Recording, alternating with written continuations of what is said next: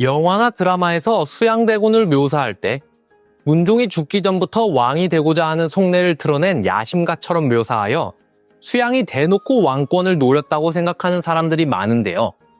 물론 수양이 종종 야심을 드러내긴 했지만 그렇게 대놓고 세력을 확장시키고 왕권을 위협하진 않았습니다. 문종 때 그랬다간 이미 저 멀리 유배당했을 테고, 단종이 왕위에 오른 뒤에도 대신과 안평의 견제를 받는 상황이라 정면 충돌을 했다간 자기가 질 게 뻔했기 때문에 수양은 이들이 의심을 거두게 하기 위한 전략을 폈는데요. 그 전략의 일환으로 수양은 고명사은사를 자청합니다. 고명사은사란 새 왕이 즉위했을 때 명나라 황제가 이를 승인해주면 여기에 대한 감사 인사를 하기 위해 명나라로 파견된 사신을 말하는데요. 주로 종친들 중 주요 인사나 대신들이 임명되곤 했죠. 그리고 얼마 전 단종이 즉위했으니 이번에도 고명사은사를 파견해야 했는데요. 단종실록에 적힌 바에 따르면 이때 안평이 나서서 자기 위세를 높이려는 더러운 속셈으로 고명사은사를 자처했는데, 이를 눈치챈 수양대군이 안평의 위세가 높아지는 걸 막기 위해 직접 나섰다고 합니다. 대군께선 종실의 어른이신데 먼 길 나가기 어렵지 않겠습니까? 안평대군께 맡김이 어떠신지요? 나는 정치에 참여하지도 않고 또한 여러 재상들께서 이미 정사를 잘 돌보고 계시니 제가 두어 달 자리를 비운다고 해서 별일이 있겠습니까? 하물며 지금은 우리 전하께서 어리시오니 종실 어른이 가야 명에 더욱 채통이 설 것입니다. 그렇게 고명사은사는 안평에서 수양으로 변경되는데요.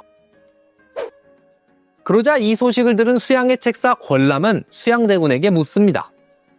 대군께서 자리를 비운 사이 큰일이 나면 어쩌려고 하십니까? 안평은 나의 적수가 못되고 김종서와 황보인 또한 호걸이 아니니 어찌 감히 움직이겠는가? 걱정 마시게. 애초에 계유정난을 일으킨 명분이 김종서와 황보인이 안평과 손을 잡고 단종을 끌어내리려 했기 때문이라고 했으면서, 여기선 또 이들이 자기 적수가 되지 못하니 걱정할 거 없다고 말하다니 앞뒤가 안 맞죠? 김종서가 정말 안평과 손을 잡고 단종을 끌어내리려 했다면 수양이 자리를 비운 이때가 절호의 기회였을 텐데, 4달이나 자리를 비운 수양이 돌아올 때까지 이들이 움직이지 않았단 사실은 결국 이들이 왕위를 누리지 않았단 말이 됩니다.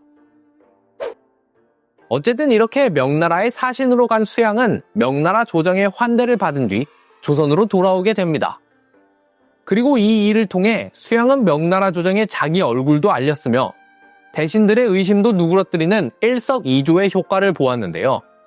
하지만 수양은 여기서 멈추지 않고 이번엔 단종에게 서둘러 결혼을 하라고 청합니다. 신이 종친들과 더불어 여러 날 고민했사온데 비록 지금이 상중이오나 전하께서는 서둘러 왕비를 맞이하시는 게 나라를 안정시키는데 좋지 않겠습니까? 과거 역사에도 상중임에도 불구하고 종묘와 사직을 위해 임금이 왕비를 맞이하는 전례가 있사오니 전하께서는 서둘러 중전마마를 맞이하옵소서. 이 일은 진실로 불가하니 다시는 입 밖에 내지 말라. 단종이 결혼을 하면 외척 세력을 힘입어 더욱 왕권이 견고해질 텐데, 수양이 이 일을 청했단 건 단종을 해야 할 음모가 없다는 뜻을 내비친 거죠. 하지만 이 일은 수양 측을 제외한 다른 관료들의 호응을 얻지 못하면서 바로 무산되고 맙니다.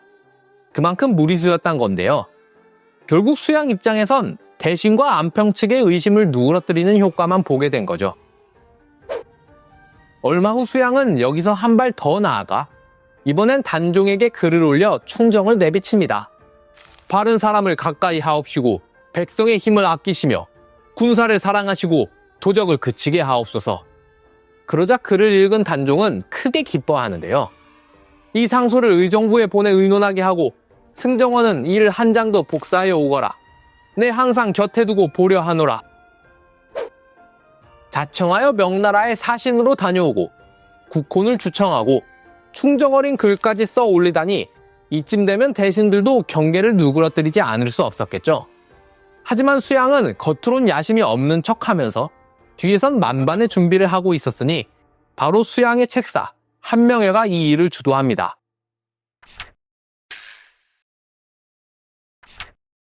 한명회에 대해 이야기하려면 먼저 그를 수양에게 소개시켜준 권람을 빼놓을 수 없는데요.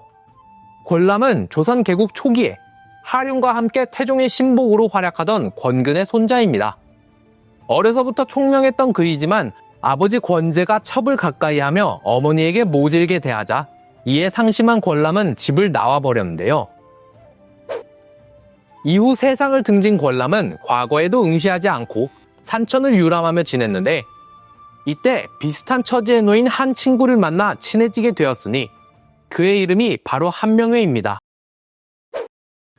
한명회의 할아버지는 조선이 개국한 직후에 명나라의 사신으로 파견돼 조선이라는 국호를 받아들고 온 한상질이란 사람인데요. 즉, 나름 명문가 출신이라는 거죠. 하지만 한명회는 7달 만에 태어난 칠삭둥이인데다 어려서부터 부모님을 잃고 작은 할아버지 집에서 자라는 등 순탄치 않은 어린 시절을 보냈습니다. 권람과 달리 세상의 뜻이 있었던 한명회는 여러 번 과거에 응시했으나 계속 떨어지기만 하여 관직에 나아가지 못했는데요. 그렇게 이유는 달랐으나 어쨌든 세상을 등진 두 친구는 서로 마음이 맞았는지 함께 산천을 유람하며 세월을 보냅니다. 그러다 30대 중반이 다 되어 세상에 복귀하기로 결심한 둘은 함께 과거 시험을 치렀는데 여기서 권람은 장원급제를 했지만 한명회는 또다시 낙방하고 마는데요.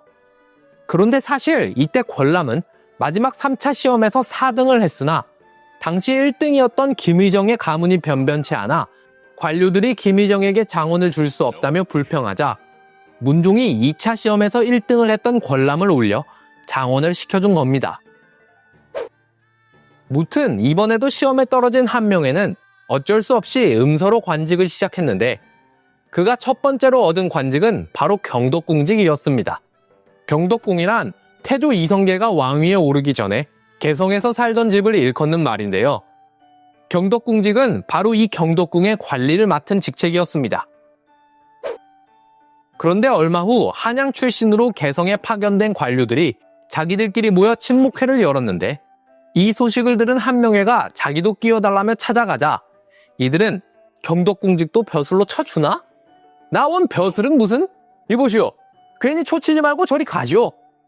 자존심 센 한명회에겐 치욕도 이런 치욕이 아닐 수 없었는데요. 맡겨만 주면 천하라도 다스릴 수 있건만 저딴 놈들에게 이리도 수모를 당하다니 더 이상 이딴 관직에 머무를 수는 없다. 지금은 어린 임금이 왕위에 오른 틈을 타 대신들이 정권을 휘어잡고 장성한 대군들은 필히 기회를 노리고 있을 터 지금처럼 나라가 어지러울 땐 분명 나 같은 일을 원하는 자가 있을 것이다.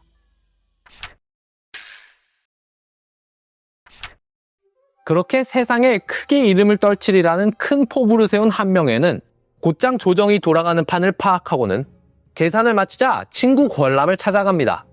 주상께서 어리신 틈을 타 대신들이 정권을 잡고 권세를 부리니 나라가 이토록 어지럽네. 또한 안평이 대신들과 결탁하여 음흉한 계획을 꾸미고 있으니 우리같이 나라를 걱정하는 이들이 어찌 가만히 있을 수 있나. 반면 수양대군께선 지혜롭고 총명하며 성품 또한 정직하여 사심이 없으신 분이니 자네가 대군께 한번 잘 말씀드려 보시게. 권람은 문종 때 수양과 함께 역대 병요를 편찬하며 이미 친분을 쌓아뒀기에 그 길로 수양을 찾아가 말합니다. 주상께서 어리시어 나라가 심히 어지럽습니다. 반면 공께서는 대신과 안평의 의심을 받는 처지이시니 이런 데일수록 행동을 삼가는 게 마땅하오나 장차 종묘와 사직을 염려하신다면 대책을 마련하지 않을 수 없사옵니다. 과연 맞는 말이오. 안평은 속내가 음흉하여 이미 역심을 품은 지 오래인데 대신들이 그와 손을 잡고 영모에 가담하려 하니 내 걱정이 되지 않을 수 없소. 또한 이들이 서열상 내가 안평보다 위인 것을 꺼려 밤낮으로 꾀를 내어 나를 해치려 하니 이를 어찌하면 좋겠는가. 뛰어난 책사를 얻어 만일의 사태에 대비하셔야 하옵니다. 어디 추천해줄 만한 자 없는가. 제 벗 한명회가 가장 적합한 듯 하옵니다. 한명회 들어본 적이 없는데 어려서부터 능력이 출중하고 포부도 작지 않으나 지위가 낮아 아는 이가 없습니다. 공께서 진정 세상을 바로잡을 뜻이 있다면 그가 아니고선 힘들 것이옵니다. 그래, 그럼 자네가 한번 자리를 마련해주게. 그렇게 마침내 야심 가득한 두 사람이 만나게 됩니다. 앞서 수양이 계유정난을 일으킨 명분이 김종서와 황보인이 안평과 손을 잡고서는 단종을 패하고 안평을 왕으로 옹립하려 했기 때문이라 했습니다. 실록엔 정확히 이 내용이 어떻게 적혀 있었을까요? 이를 자세히 알기 위해 1453년 9월 25일 기사 속으로 들어가 봅시다. 이날 권람이 갑자기 수양대군을 찾아와 이런 이야기를 전합니다. 황보인의 종 중에 제 종 개수와 같이 일을 하는 녀석이 하나 있는데 그놈이 개수에게 말하길, 야 개수야, 네가 나란 일을 하냐? 갑자기 뭔 소리야? 내가 나란 일을 어찌 알겠냐? 자, 들어봐라. 우리 집 대감이 좌의정 김종서 대감이랑 같이 의논하기를 얼마 안 있어 임금을 패하고 안평대군을 새 왕으로 삼으려 한다더라. 뭐? 뭔 말 같지도 않은 소리야? 아니 진짜라니까? 거사일은 오는 10월 12일에서 22일 사이로 정했고 군사는 이러저러해서 동원하면 된다고 하더라. 또한 무기도 여차저차해서 전부 모아가지고 거사일이 되면 다 같이 일어나기로 약속했다니까. 실록에선 이때 황보인의 종이 군사를 동원하는 방법에서 무기를 확보하는 방법까지 모두 상세히 말하고 있는데요. 이 역적들의 음모를 이미 다 알았으니 서둘러 대책을 마련하셔야 합니다. 그렇게 한명회 등 수양의 책사들이 모여 의논한 끝에 이렇게 역적의 음모를 알게 되었으니 원래대로라면 주상께 먼저 아뢰어 이들을 처벌하는 것이 마땅하나 지금은 이들의 부하가 밤낮으로 주상 곁에 머물며 지키고 있으니 우리가 주상께 이 일을 알리려 하면 저들이 먼저 눈치챌 것이다. 따라서 지금으로서는 먼저 이들을 제거하고 그 다음 주상께 아뢰는 것이 상책이다. 거사일은 저들보다 빨라야 하니 10월 10일로 정하도록 하자. 그렇게 수양은 10월 10일로 거사일을 잡습니다. 그런데 그냥 보기만 해도 뭔가 이상하죠? 이름도 알려지지 않은 황보인의 종이란 자가 김종서, 황보인, 안평이 왕을 끌어내릴 거라는 계획을 이리도 자세히, 그것도 날짜뿐만 아니라 군사를 동원하는 방법과 무기를 확보하는 방법까지 다 알고 있으면서 그걸 주변 노비들에게 떠들고 다녔다니 허술해도 너무 허술하지 않나요? 어쨌든 실록에 따르면 수양은 이들의 사악한 음모를 알고도 단종에게 아랠 방법이 없어 어쩔 수 없이 직접 나서서 이들을 제거할 계획을 세웠다고 나와 있습니다.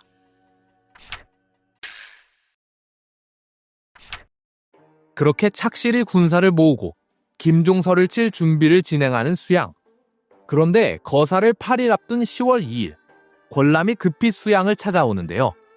김종서와 황보인이 공께서 거사를 준비하고 있다는 걸 알아챘다고 합니다. 계획이 이미 누설돼 버렸는데 이제 어찌합니까? 그들이 모여 회의를 하는데 3일이 걸릴 테고 조치를 취하는데 또 3일은 걸릴 것이며 마지막으로 약속 날짜를 잡느라 다시 3일은 소요할 것이다.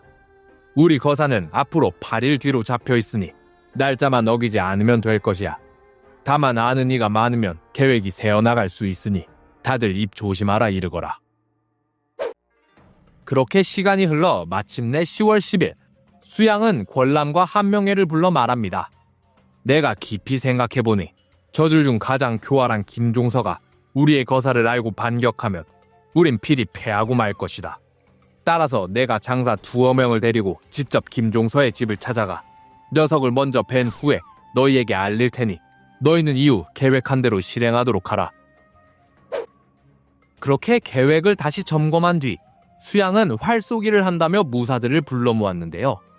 지금 간신 김종서 등이 권세를 희롱하고 정사를 어지럽히며 백성 또한 돌보지 않아 원망이 하늘에 닿을 지경이다.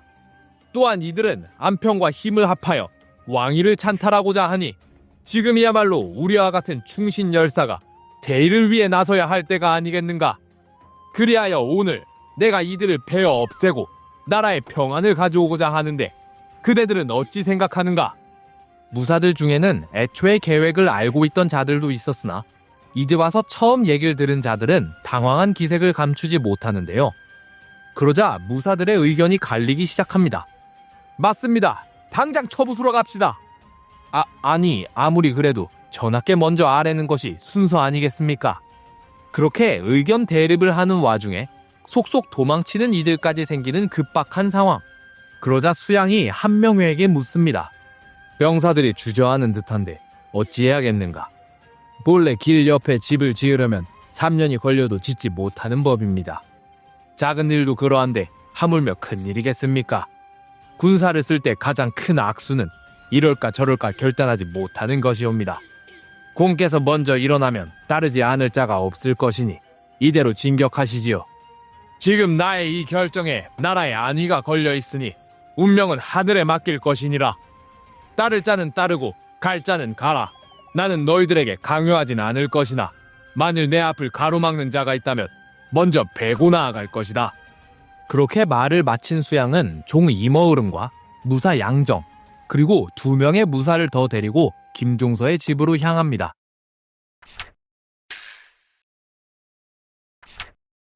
사실 수양이 출발하기 얼마 전 이미 권람이 김종서의 집을 방문해 정탐을 하고 왔는데요.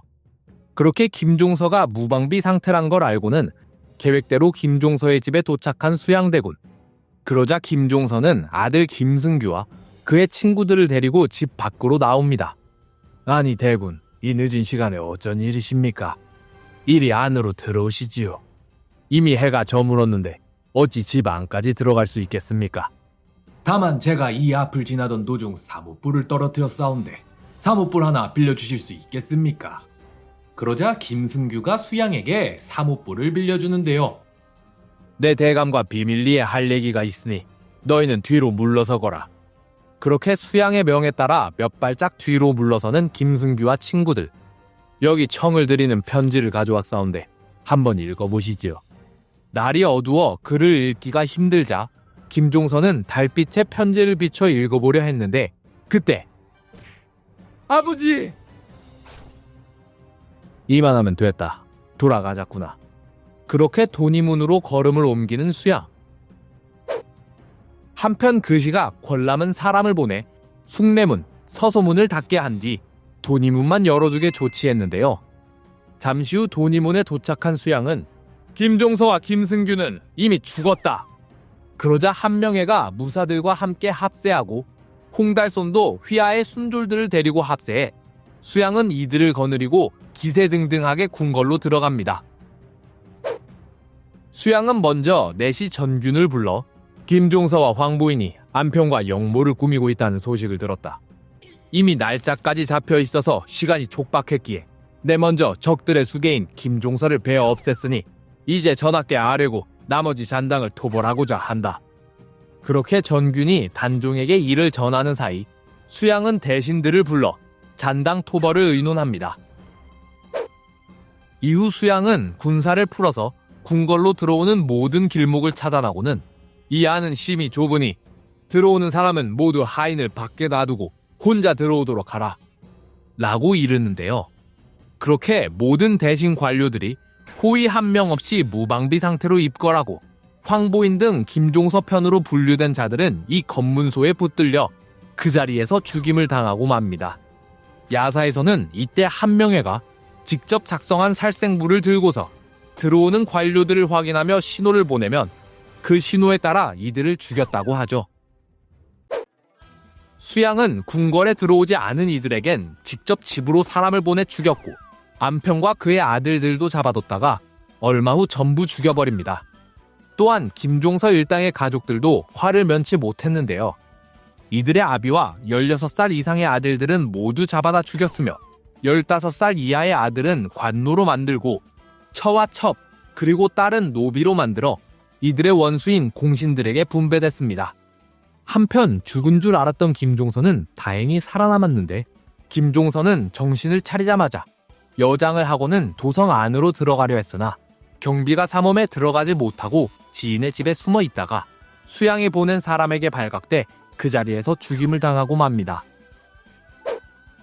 그렇게 결국 자기 앞길을 방해하던 김종서, 황보인, 안평을 모두 죽인 수양. 이제 수양은 역적을 처단한 공신으로서 무소불위의 권력을 휘두르게 됩니다. 앞서 태종은 왕위에 오른 뒤 외척 세력을 제거하는 데 공을 많이 들였다고 했습니다. 자기 외척 세력인 민씨 가문을 전부 죽이고 세자 양녕대군은 아예 힘없는 가문인 김한로의 딸과 결혼시키고 세자가 바뀌어 세종이 왕위에 오르자 세종의 장인인 시몬을 죽여버렸죠. 반면 세조는 외척 세력을 제거하기는커녕 오히려 공신 가문과 혼사를 추진해서 외척 세력도 한데 묶어버리려 했는데요. 게다가 세조는 몰아줄 땐 확실히 몰아주는 성격이라 자기 장남과 차남을 모두 한명회의 가문 여인과 결혼시킵니다. 장남 의경세자는 한학의 딸과 결혼시켰고 차남인 해양대군은 한명회의 셋째 딸과 결혼시켰는데요. 여기서부턴 족보가 조금 복잡해지는데 세조의 장남 의경세자가 19살의 나이로 요절하자 차남인 해양대군이 세자가 됩니다. 그렇게 한명회는 곧 왕의 장인이 될 줄 알았으나 안타깝게도 한명회의 딸은 원손인 인성대군을 낳고 산후후유증으로 죽고 마는데요. 게다가 2년 후 인성대군도 죽고 맙니다. 그리고 얼마 후 세자는 왕위에 올라 예종이 되는데 예종이 보위에 오른 지 1년 만에 죽자 이번엔 앞서 요절한 의경세자의 둘째 아들인 잘상군이 왕위에 오르니 그가 바로 성종입니다. 근데 또 성종은 한명회의 넷째 딸과 결혼했으니 한명회는 돌고 돌아 결국 왕의 장인이 되고 만 거죠. 야심은 컸으나 과거에 계속 낙방하며 세상을 등지고 살았던 한납 백수가 수양대군을 만나 온 조정 대신의 목숨을 좌지우지할 자리에 오르더니 마침내 조선 최고의 벼슬인 영의정에도 오르고 결국 왕의 장인이 되기까지 했으니 세상 일 정말 모르는 것 같습니다. 반면 한명회와 같이 세조를 왕위에 올리는데 큰 역할을 한 권람은 이후 잦은 병치레와 눈치 없는 발언을 자주 해서 한명회급으로 크지는 못했는데요. 대신 그의 자리는 세조의 총애를 받던 신숙주가 이어받게 되죠. 그렇게 세조시대 투톱이 된 신숙주와 한명회. 그런데 또 신숙주의 장남 신주는 한명회의 장녀와 결혼해 이 둘도 사돈지간이 됩니다. 그러니까 세조, 한명회, 신숙주는 아예 가족이 되어버린 거죠. 이렇게 세조는 공신들에게 특권을 몰아줌으로써 적어도 겉보기에는 강력한 왕권을 이룩한 것 같아 보였는데 이런 세조의 왕권에 슬슬 금이 가기 시작합니다.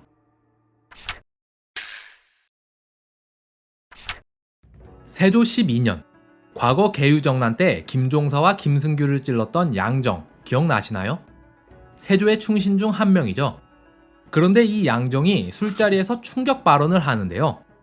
양정이 10년 넘게 북방에서 외로이 고생하고 돌아왔으니 내 오늘 잔치를 열어 그동안의 노고를 위로하고자 한다. 모두들 마음껏 마시고 취하도록 하라. 그렇게 시작된 연회. 술자리가 무르익자 세조는 갑자기 두 사람을 지목해 말싸움을 붙입니다. 당시 세조의 취미가 이렇게 말싸움을 붙이며 구경하는 거였거든요. 그런데 두 사람이 서로 신경전을 펼치느라 아무도 입을 떼려 하지 않자 세조는 발끈해서는 감히 임금이 명하는데 대답하지 않는 신하가 어디 있단 말이냐. 당장 저 둘을 잡아 가두어라. 그런데 그때 연애의 주인공인 양정이 나아오더니 전하께서는 어찌 이리 과하게 많은 일을 하시옵니까? 군주란 세상 만사를 모두 다스려야 하는데 어찌 바쁘지 않을 수 있단 말이냐. 전하께서는 이미 보위에 앉으신 지 오래되었으니 이제 그만 쉬실 때가 되었습니다. 뭐라? 네 말은 곧 사계절이 순환하며 흘러가듯 나도 이젠 왕위에서 물러날 때가 되었단 말이냐. 그렇사옵니다. 그럼 내가 죽고 신숙주와 한명회도 죽고 너도 죽어서 임금과 신하가 모두 죽는다면 나란 일은 누가 다스리겠는가? 그 후 이어받을 자가 다스리게 되겠지요. 그래, 내가 어찌 임금의 자리를 탐내는 사람이더냐. 여봐라, 내 지금 이 자리에서 세자에게 양위하고자 하니 당장 옥새를 가져오거라. 전하, 이게 무슨 말씀이시옵니까? 그리하면 종묘와 사직은 어찌하겠습니까? 어명이 이미 내려졌거늘 어찌하여 옥새를 가져오지 않는가? 양정의 말은 심히 도리에 어긋나니 국문하여 중한 형벌을 내리소서. 양정은 나를 도와 나라를 안정시킨 공이 있기에 내 용서하고 넘어가려 했으나 성품이 본디 가볍고 조심성이 없으며 머리 또한 어리석어 나에게 왕위에서 물러나라는 실언을 했으므로 더 이상 봐주지 않을 테니 차명에 처하도록 하라. 그렇게 양정은 죽게 됩니다. 10년 넘게 변방에서 고생하다 이제서야 한양에 돌아왔으면서 이제 편히 쉬면서 놀고 먹을 일만 남았는데 어째서 양정은 이렇게 죽음을 자초한 걸까요? 변방에서 근무하며 백성의 삶이 어떤지 그 실태를 보고 온 양정이기에 조정 대신들이 하루가 멀다 하고 잔치를 벌이며 백성들한테서 뜯어먹기만 하는 이 상황을 보고는 속이 뒤틀려서 못 참은 거 아닐까요?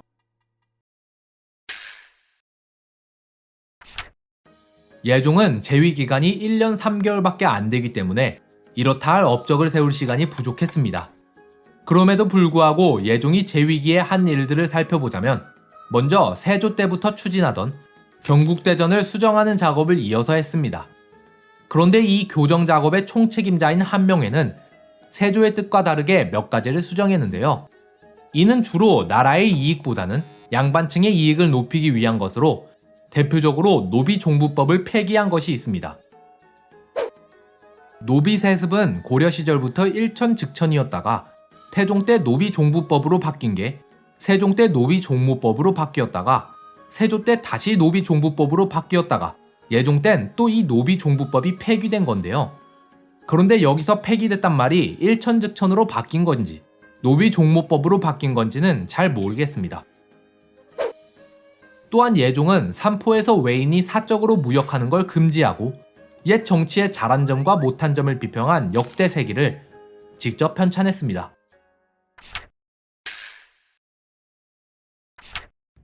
예종은 아버지 세조를 존경하여 그와 같은 군주가 되기 위해 세자 시절부터 성실히 공부했고 왕위에 올라서는 자기가 꿈꾸던 나라를 이루기 위해 열심히 추진해 갔습니다. 하지만 즉위한 지 고작 1년 3개월밖에 안 되어 세자 시절부터 알아온 족질이 다시 발병하는데요. 그런데 예종은 평소에 몸이 약하다는 말도 없었고 겨울이 되면 종종 족질을 앓긴 했으나 특별히 위중하다거나 하는 말은 없었습니다.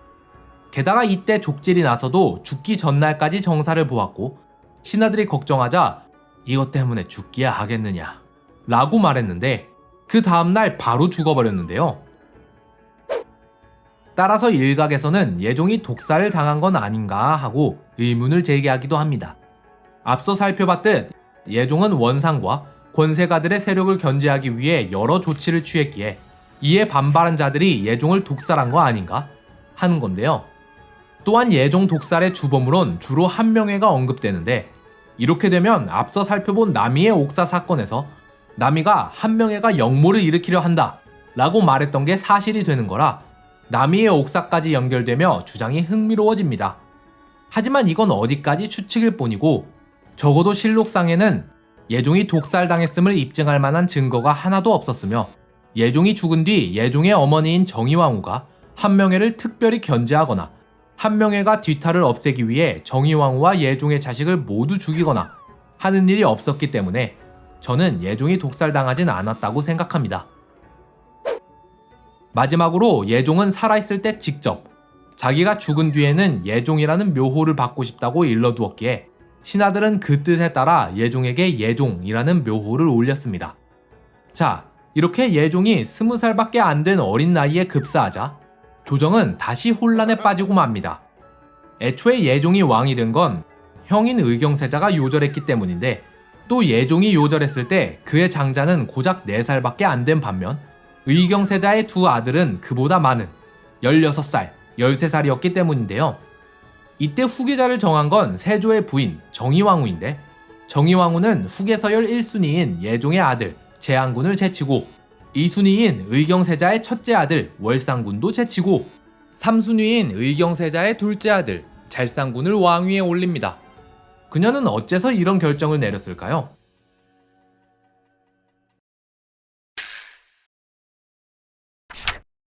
갑작스러운 예종의 죽음은 후계구도에 문제를 가져옵니다.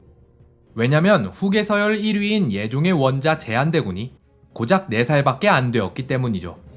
게다가 애초에 세조의 차남이었던 예종이 왕위에 오른 건 형 의경세자가 요절했기 때문인데 예종이 죽은 이 시점에 의경세자의 두 아들 월산군과 잘상군은 후계서열 2, 3위이긴 하지만 나이가 16살, 13살로 어느 정도 사리분별을 할 수 있는 나이였기에 이들도 배제할 수 없었는데요. 자, 문제가 복잡하긴 하지만 어쨌든 갑자기 보위가 빈 이상 서둘러 후계자를 정해야 할 일, 이때 예조판서 신숙주가 나섭니다. 나라의 일이 이 지경에 이르렀으니 서둘러 대비께 아뢰어 후사를 결정해야 할 것이오. 허나 이런 중요한 일을 내시에게 맡길 수는 없으니 정현주, 네가 가서 아뢰고 오너라. 그리하여 정현조가 4-5번 정도 대비전과 대신들 사이를 왔다 갔다 하더니 정의왕후는 신숙주와 한명회 그리고 구치관을 부릅니다. 임금이 될 자로는 누가 좋겠습니까? 이 일은 신등이 의논할 바가 아닙니다. 대왕 대비께서 정하여 주옵소서. 원자는 아직 4살밖에 안 된 어린아이이고 월상군은 어려서부터 지병이 있습니다. 잘상군은 비록 나이는 어리지만 세조께서 항상 말하길 그의 기량과 도량이 태조에 견줄 만하다 하였으니 그로 하여금 보위를 잇게 하는 게 어떻겠습니까? 그리하는 게 좋을 것 같습니다. 그리하여 잘상군이 왕위에 오르니 그가 바로 조선의 제9대 임금 성종입니다.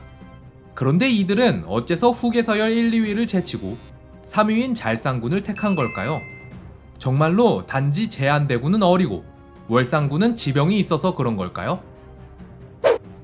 제가 조사한 바에 따르면 여기엔 정의왕후와 대신들의 이해관계가 얽혀있는 것 같습니다. 먼저 정의왕후 입장에서 보자면 일단 어차피 세 후보가 모두 성인이 아닌 상황에서 누가 왕이 되든 성인이 될 때까진 왕위가 위험할 텐데 원자인 제한대군은 고작 4살이라 성인이 되려면 16년이나 기다려야 했기에 셋 중 가장 위험도가 높습니다. 그럼 후보가 둘로 좁혀지는데 여기서 월상군이 아닌 잘상군이 선택된 이유는 바로 그가 한명회의 사위였기 때문이죠. 아무리 한명회가 당시 영의정에서 물러나 있었다고 해도 누가 봐도 그는 조정 제1의 실권자였습니다. 그러니 신숙주를 포함한 대신들의 이해관계는 그와 함께 한다고 봐야겠죠. 따라서 안정된 보위를 원하는 정의왕후의 이해와 사위를 왕위에 올리고 싶은 한명회의 이해가 맞아떨어져 잘상군이 다음 왕으로 선택된 겁니다.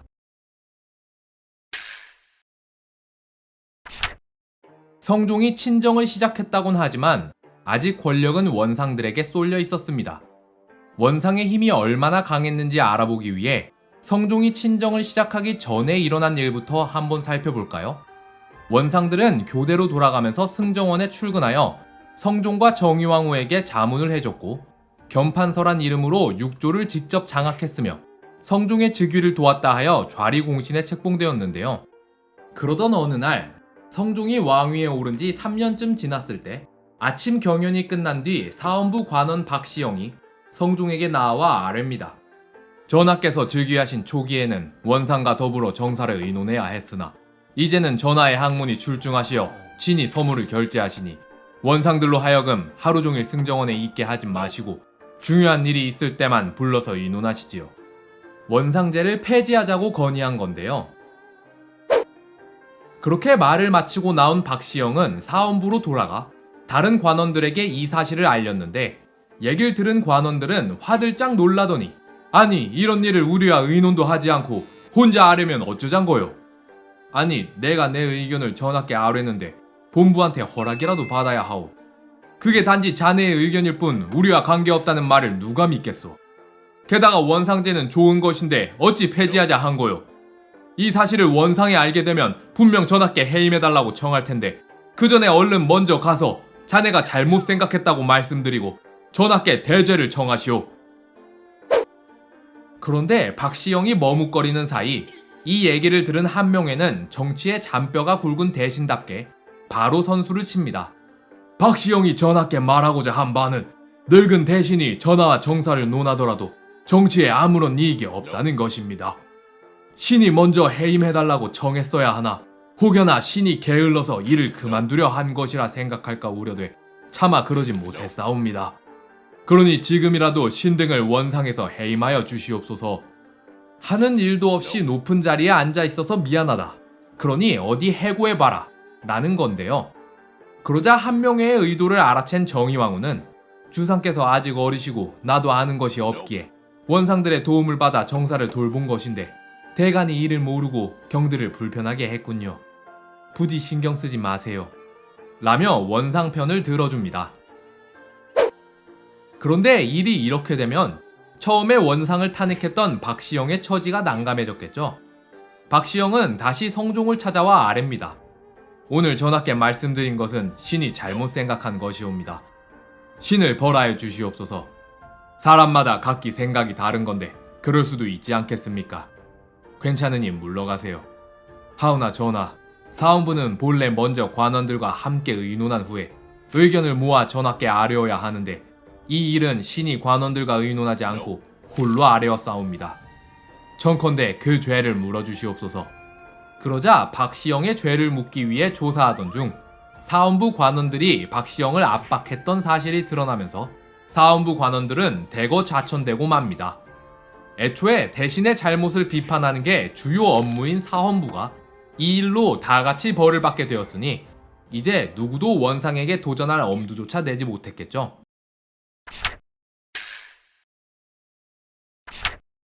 한명회는 조선 건국 이후 최고의 권력을 누린 대신이었습니다. 그런 그의 위세를 보여준 사건을 하나 소개해볼까 하는데요. 이 사건은 앞서 원상제 폐지를 건의했다가 사헌부 관원이 대거 좌천된 사건으로부터 고작 3개월이 지난 뒤 일어난 일입니다. 병조정랑으로 있던 김순성이란 자가 평창 군수로 발령을 받았습니다. 그러자 이 사실을 보고받은 성종은 한명회에게 이 인사에 대해 어떻게 생각하는지 물었는데요. 그러자 한명회는 김순성의 아내가 병이 들었기에 당장 부임하긴 힘들 듯 하옵니다. 라고 답했습니다.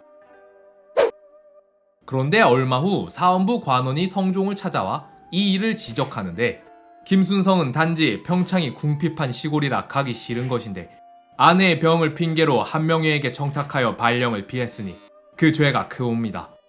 또한 한명회도 청탁을 받고 인사에 개입했으니 함께 벌하여 주시옵소서. 김순성이 한명회에게 청탁하는 것을 대체 누가 보고 들었느냐? 보고 들은 자는 없습니다만 김순성이 청탁하지 않았다면 한명회가 어찌 그의 아내가 병이 났다는 사실을 알았겠습니까?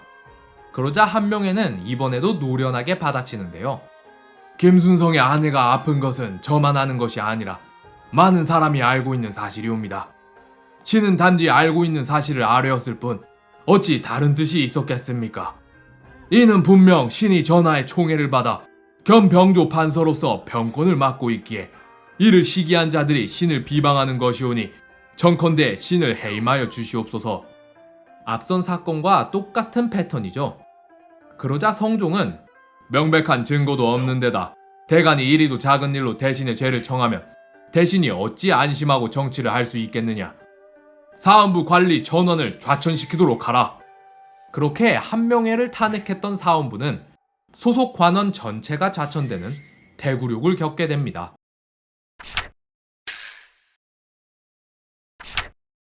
이렇게 권세가 드높았던 한명회지만 성종도 만만치 않았습니다. 성종은 정의왕후가 수렴청정을 하는 동안 조정의 권력이 대신들에게 쏠려 있음을 알아챘고 친정을 시작하자 이제 권력을 되찾아올 때라는 생각을 했는데요. 앞서 정의왕후가 수렴청정을 그만두겠다고 하자 왕과 대신들이 합심하여 말렸다고 했었죠. 이때 몇 번의 줄다리기 도중 성종이 한명회에게 부탁해 정의왕후를 말려달라 한 적이 있었습니다. 그러자 한명회는 정의왕후를 찾아가 수렴청정을 그만두셔서는 아니되옵니다, 마마. 전하께서 즉위하시고 이토록 나라가 안정된 것은 마마께서 정사를 돌보셨기 때문이옵니다. 마마께서 물러나시면 온 나라의 백성을 저버리시는 건데 그래야면 신등이 술 한 잔이라도 어찌 편히 마실 수 있겠사옵니까? 라고 했는데요. 그런데 친정을 시작한 바로 다음날 성종은 이 발언을 콕 집어서는 어제 좌의정이 대왕 대비께 청하길 마마께서 물러나시면 온 나라의 백성을 저버리시는 건데 그리하면 신등이 술 한 잔이라도 어찌 편히 마실 수 있겠사옵니까? 라고 말했는데 이 말만 놓고 본다면 정승들이 나를 믿지 못하는 것 같소.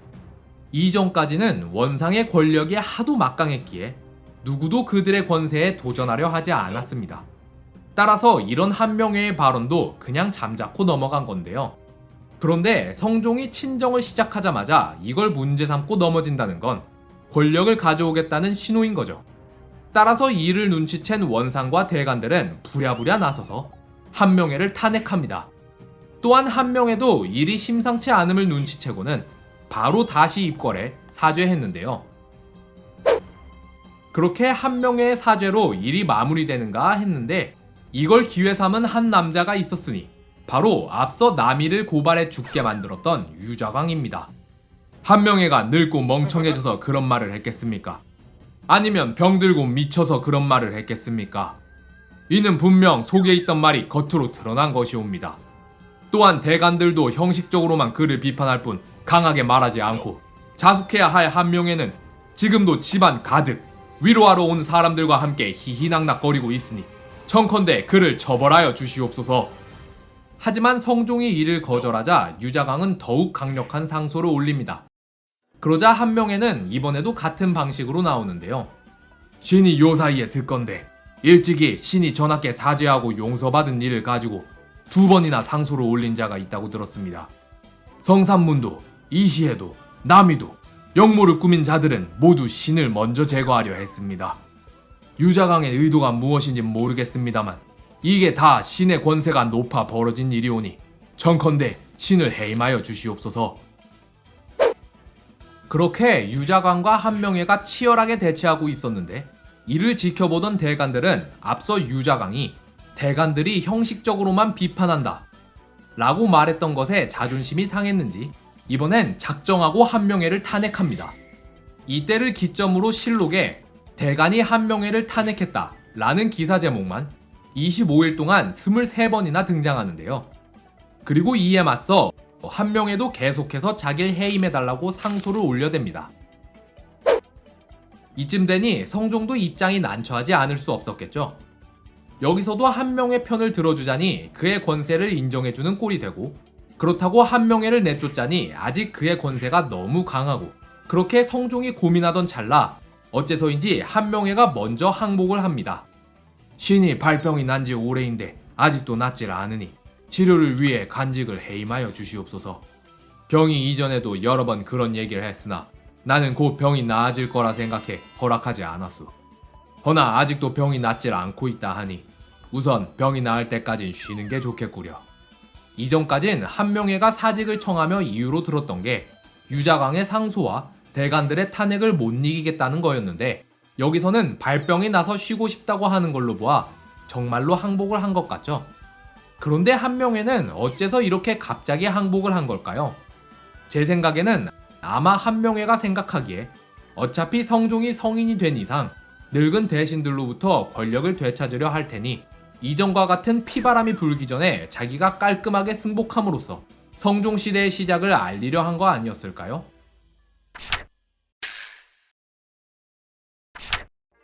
하지만 한명회의 굴욕은 여기서 끝나지 않습니다. 권력에서 물러난 한명회는 남은 여생을 한가로이 즐기기 위해 한강 근처에 엄청 호화로운 정자를 짓습니다. 그리고 이 정자의 이름으로 자신의 호를 그대로 써서 압구정이라 짓는데요. 압구정의 한자어는 친할 압과 갈매기 구로 벼슬을 버리고 갈매기를 친구 삼아 한가로이 지낸다 는 뜻을 담고 있습니다. 그렇게 압구정을 짓고 호화로운 생활을 즐기던 한명회. 하지만 이미 권력을 상당히 잃은 그였기에 조정에서 한명회의 입지는 점점 좁아져만 갔는데요. 그러던 어느 날 한명회는 결정적인 실수로 완전히 성종의 눈 밖에 나게 되는데 한명회는 조선에서는 이미 입지를 잃은 뒤였지만 아직 명나라에서는 귀한 대접을 받았습니다. 당시 한명회가 명나라 사신과 친한 사이였기 때문이에요. 그러던 어느 날 성종 12년 6월 조선을 방문한 명나라 사신이 한명회의 압구정에 가보고 싶어 하자 한명회는 성종에게 이를 허락받으려 합니다. 명나라 사신이 압구정을 방문고자 하온데 신의 정자가 좁아서 그 인원을 감당하기 어렵사옵니다. 하여 대만을 칠 수 있게 허락하여 주시옵소서. 여기서 대만이란 임금이 쓰던 천막을 말하는 겁니다. 자기 정자에 명나라 사신을 불러서 임금의 천막을 치고 놀겠다가 이 얘기를 들은 성종은 내 생각에 그 정자는 헐어 없애야 마땅하오. 명사신이 명에 돌아가 그 정자의 풍경이 아름답다고 전하면 뒤에 우리나라에 사신으로 오는 자마다 다들 그 정자에 가보려 할 것 아니오. 또한 나는 강가에 정자를 짓고 노는 행위를 별로 좋게 생각하지도 않소. 잔치는 제천정에서 열기로 합시다. 제천정은 왕실 소유의 정자로 원래 명나라 사신이 오면 주로 이곳에서 연회를 열었습니다. 그러자 이에 삐진 한명회는 신은 지금 날씨가 매우 더운데 압구정이 좁아 사람을 다 수용하지 못할까봐 아랜 것이옵니다. 그러나 사실 신의 아내가 현재 투병 중이라 잔치를 제천정에서 열어도 신은 가지 못할 듯하옵니다. 한명회가 삐져서는 말을 바꾸자 이번엔 승지들이 그를 물어뜯습니다. 한명회의 말은 지극히 무례합니다. 처음엔 장막을 빌려달라더니 거절당하자 그제서야 말을 바꿔서는 아내 핑계를 대고 잔치에 나가지 않으려 하다니요. 이는 분명 전하께서 거절하신 데에 불만을 품고 이를 표출한 것이옵니다. 청컨대 한명회를 처벌하여 주시옵소서. 맞는 말이다.